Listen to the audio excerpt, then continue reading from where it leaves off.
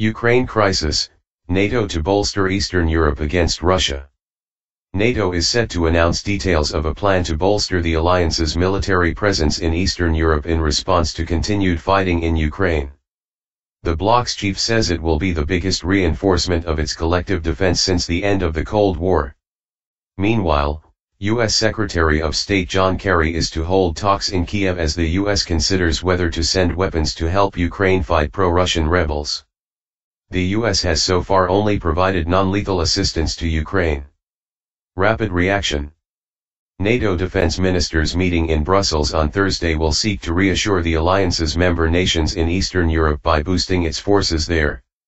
A new rapid reaction spearhead force of up to 5,000 is expected to be announced, with its lead units able to deploy at 2 days' notice. An armored personnel carrier damaged after heavy fighting in the eastern Ukrainian city of Uglegorsk, not far from Debaltsev, Donetsk area, Ukraine, February 4, 2015. More than 5,000 people have been killed in eastern Ukraine and clashes have worsened in recent weeks. Speaking as ministers arrived in Brussels, NATO chief Jens Stoltenberg said the bloc was responding to the aggressive actions we have seen from Russia, violating international law and annexing Crimea. I very much underline that this is something we do because we have to adapt our forces when we see that the world is changing.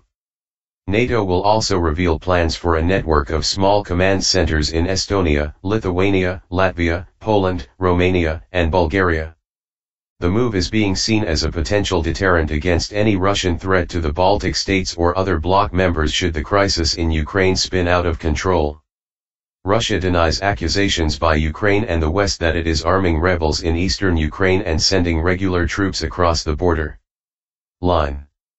Analysis: Jonathan Marcus, BBC diplomatic correspondent. NATO sees its actions as entirely defensive, but this is not the way they will be seen in Moscow. Indeed, their fundamentally different perceptions of the Ukraine crisis is what is driving the wider rift between Russia and the West. NATO's wider actions: it also plans to open a training center in Georgia and support for the reform of Ukraine's military, all ring alarm bells in Moscow. Tensions could get worse still if the US or other NATO allies move to arm the Ukrainian military. This is not a NATO issue as such but something for national governments, and everyone is watching the course of the evolving debate within the Obama administration. NATO readjusts as Ukraine crisis looms. Line. Ukrainian President Petro Poroshenko and Prime Minister Arseniy Yatsenyuk are due to meet John Kerry in Kiev on Thursday, to discuss how the US can provide the country with assistance.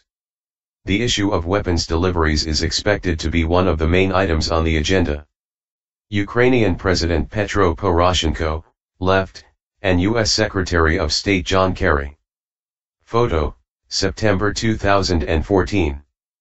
President Poroshenko, L., and Mr. Kerry have stated they favor a peaceful resolution of the Ukraine crisis. The White House has previously expressed fears that sending in weapons could trigger a tense confrontation with Russia and escalate the conflict. But US President Barack Obama is now said to be reconsidering his position, accusing Russia of escalating the conflict in Ukraine's eastern Donetsk and Luhansk regions. Fighting has intensified in recent weeks and the frequency of indiscriminate shelling in civilian areas has increased, according to the OSCE monitoring group. More than 5,000 people have been killed in the conflict since it began last April.